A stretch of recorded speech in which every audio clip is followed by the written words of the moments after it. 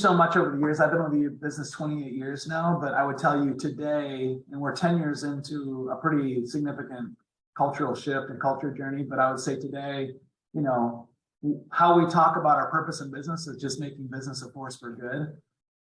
And everybody asks what that means. And, you know, to me, it means a couple key things. One is, as we were talking before the podcast, you know, there's a better way to do business out there, a better way to care for people while we have them 40 or 50 hours a week, where they can have more fun and we can have more success by just getting more aligned and around values.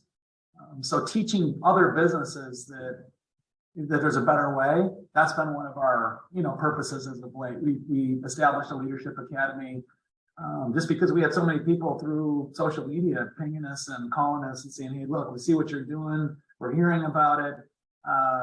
It sounds amazing. Tell us more. Well, you know, some of us would have had to carve out a few hours a week to do that, to really sit down with people. So we carved out a leadership academy in 2018 that, you know, is mentoring businesses around, you know, how to create a better culture and leadership development models in business so that we can care for our team members the right way and have better, more sustainable business models. And the other thing it means to me is that when you do have a healthy, successful culture, you know, what we found is that when we're teaching, when we're really living out the values and where everybody or most people are lining up for the values, where it feels real on a regular basis and it's consistent, and we're going through all the leadership development and we've got resources there, people just start leading themselves better. They lead the people around them better. And then that translates to to their homes and their families when they go home.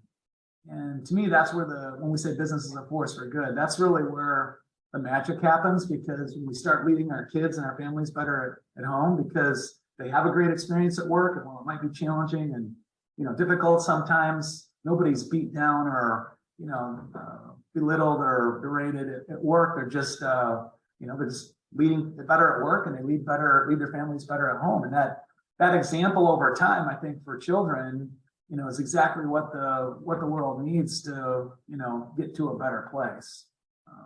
So it's helping businesses and, you know, through helping people lead better, lead their families better at home. That's kind of